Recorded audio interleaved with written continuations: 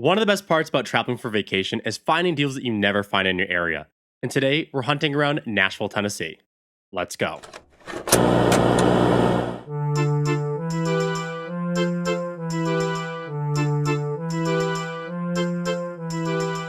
The first stop of the day is Treasure Village in Columbia, Tennessee. This small antique mall is packed with crazy finds, from custom-made Teletubby pumps to random oddities. Something that caught my eye was this ocarina from Zelda. And while I'm not a huge Zelda fan, I am a fan of random out-of-pocket instruments. Treasure Village also had a large display of 80s and 90s wax packs. I was hoping they'd be willing to make a bulk deal, but unfortunately they only wanted to sell pack by pack. If you're looking for random housewares, this is the place for you. However, there was a selection of small games in the back, stocked with PlayStation, Wii, and Xbox games. This GTA Vice City looked to be in good condition, but the disc had really seen some better days. Seeing NES Burger Time on a shelf of vintage Barbies was another interesting find, and I almost picked it up just because I know it's my boy Dayton's favorite game. Skippy! Something I always love seeing are graphing calculators, as I started funding my collection way back in the day by flipping graphing calculators on eBay. As we completed our loop through the mall, we really weren't finding that much, but close to the checkout was a tote full of random toys and collectibles. And you know, I can't help myself when I see a dig bin. In this tote, we found everything from Spike from Rugrats to a Kamen Rider figure to even Bob the Cat from Earthworm Jim.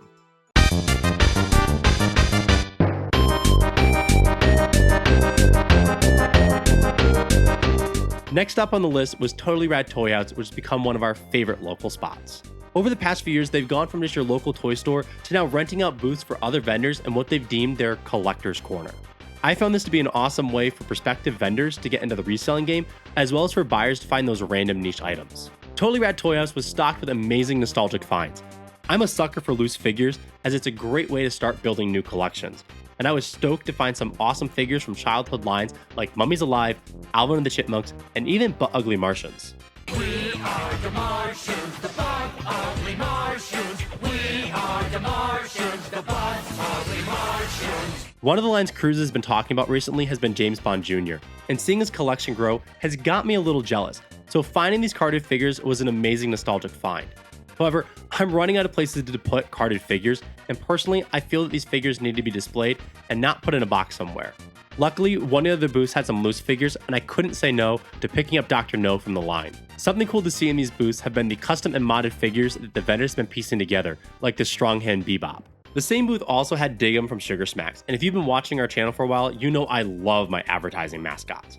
Unfortunately, I passed on Dig'em, but hanging on the rack right next to him was Jeffrey from Toys R Us. Not only was it Jeffrey, but it was my Jeffrey, the Jeffrey from the 90s that I grew up with. And quite honestly, just from the pure nostalgia that this brought me, it's probably one of my favorite finds from the entire trip.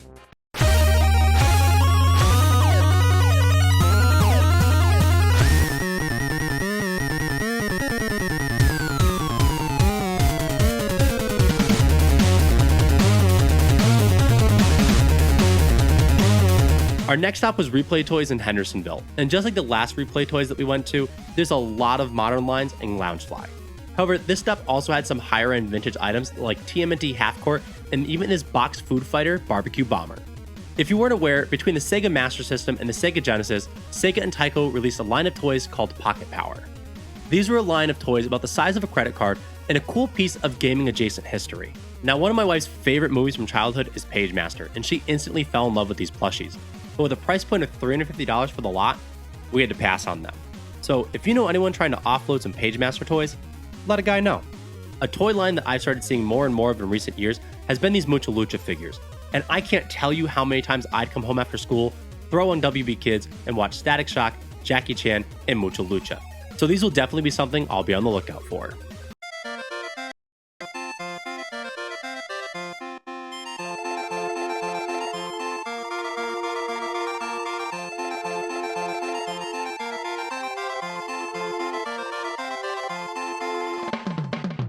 One of the stores recommended to us by a friend we met in Tennessee was Hitchhiker Toys, and they have to have one of the most diverse selection of toys and collectibles. Whether it was Power Rangers plush, Beast machines, more James Bond Jr. figures, or even Germs. Do you remember Germs? This 80s toy line will let you play with yawn, sneezes, and even tummy aches. Nothing that was really germ-like, but just that crazy 80s gross-out factor. In the back room of Hitchhiker Toys, they created their own blockbuster. And it was great to relive those old memories of the 90s of sifting through VHS right before picking up your pizza from Pizza Hut. Pizza Hut has gone Hollywood with a blockbuster Bigfoot movie deal. You get a coupon for one free movie rental at Blockbuster Video with any other movie rental. It's a blockbuster deal from Pizza Hut.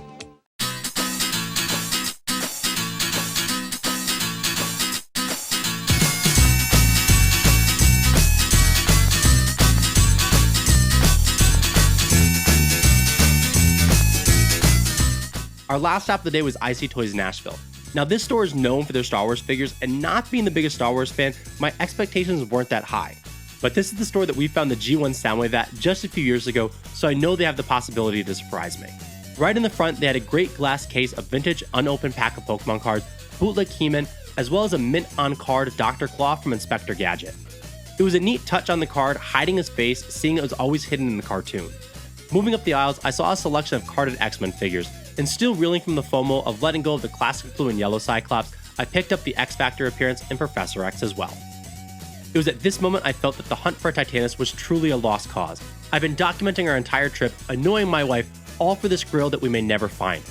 I started moving around the store, looking at the top of the shelves. In a true fashion of Murphy's Law, the camera dies. But obviously they didn't stop me from getting it. Not only was this Titanus complete in box, it had never been played with. The reins were still sealed in a plastic bag. Finally, I had found my grill piece. All that was left was to bring it home and display it with my Dragonzord and my Megazord. I don't know what grail I'll be after next, what my next big hunt will be. Growing up, my mom worked multiple jobs, went to school at night to try and provide a better life for us. When she'd work on the weekends, my aunt would watch me and we'd watch Power Rangers together. When my mom went to school at night, I'd watch Power Rangers VHS from the library with a babysitter and play with my Happy Meal toys and hand-me-downs because that's all we could afford. Being able to complete this Ultrazord collection has been a dream of mine for years, and it's finally done. I've been very fortunate to be able to build this toy and game room as an homage to the childhood I fantasized about, and to be able to share these passions with those that are close to me and the friends that we make along the way. Thank y'all for watching the video. If you'd like and subscribe if you haven't already, it does mean a lot. And until the next hunt, peace.